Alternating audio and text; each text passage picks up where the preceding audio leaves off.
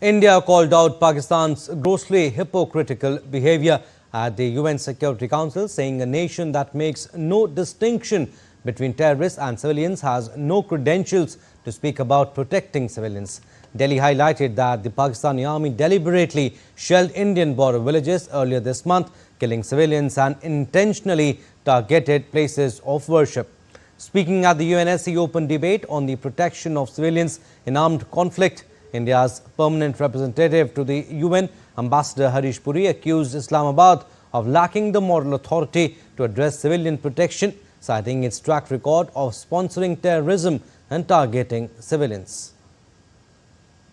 India has experienced decades of Pakistani-sponsored terrorist attacks across our borders.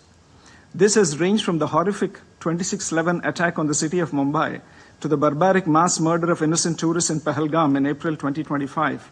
Pakistan has repeatedly used a civilian cover to advance the cause of terrorism. We just recently saw senior government, police and military officials pay respects at the funeral of noted terrorists targeted by Operation Sindoor.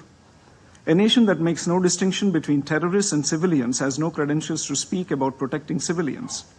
There was intentional targeting of places of worship, including gurudwaras, temples and convents, as well as medical facilities. To preach at this body after such behavior is grossly hypocritical. Let us be clear.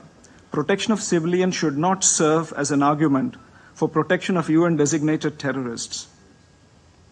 India also ripped through Pakistan's disinformation at the UN on the Indus Water Treaty, asserting that Islamabad violated its spirit by inflicting 3 wars and thousands of terror attacks on India that seek to hold hostage lives of civilians, religious harmony and economic prosperity. India entered into the Indus Water Treaty 65 years ago in good faith. The preamble of the treaty describes that the treaty was concluded in a spirit of goodwill and friendship. Throughout the 6.5 decades, Pakistan has violated the spirit of the treaty by inflicting 3 wars and thousands of terror attacks on India. However, Pakistan has continued to block consistently any changes to this infrastructure and any modifications of the provisions which is permissible under the treaty.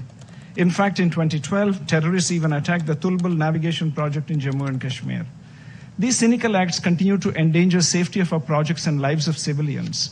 It is against this backdrop that India has finally announced that the treaty will be in abeyance until Pakistan, which is a global epicenter of terror, credibly and irrevocably ends its support for cross-border terrorism.